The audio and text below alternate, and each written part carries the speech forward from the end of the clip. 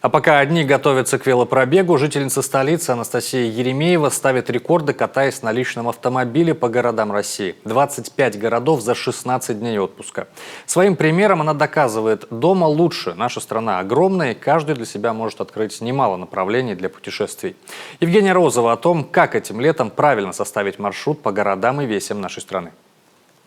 25 городов за 16 дней. Ставить личный рекорд сыктывкарка Анастасия Еремеева не планировала, просто в удовольствие прокатилась по России. Я вообще с детства лягушка-путешественница. Наверное, родители мне вот это привили. С года меня везде возили.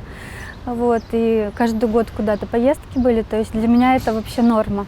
И вот до сих пор я стараюсь каждый год, хотя бы несколько раз куда-то съездить. Маленький желтый гец по прозвищу Машинка всегда готов поддержать хозяйкину страсть к путешествиям. И я вот полюбила дорогу, когда я сама за рулем.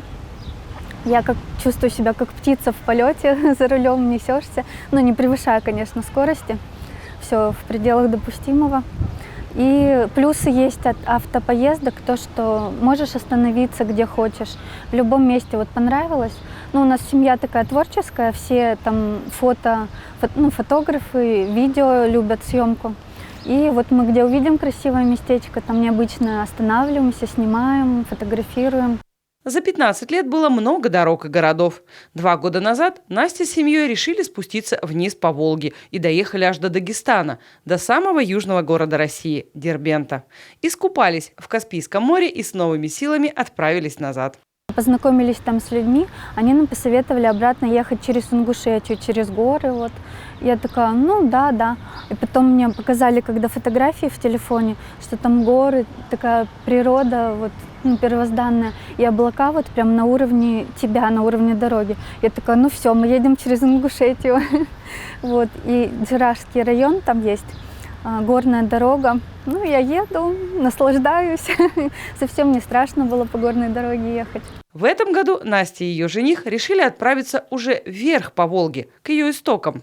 По пути примерили Золотое кольцо России.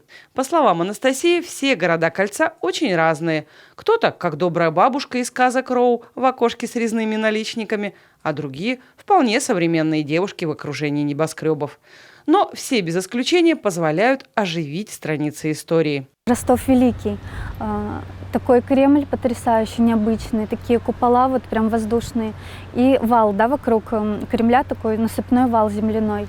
И мы ходим, и я говорю, здесь же когда-то ходил Александр Невский. В дороге девушка не устает. Без проблем может проехать и 1000 километров в день. Главное, чтобы хорошими были настроение и компания.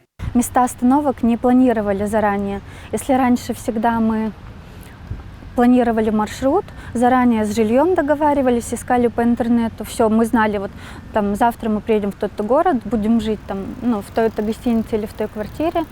В этот раз мы, так как ехали вдвоем, без детей, уже решили, как получится, где захочется, там остаться подольше.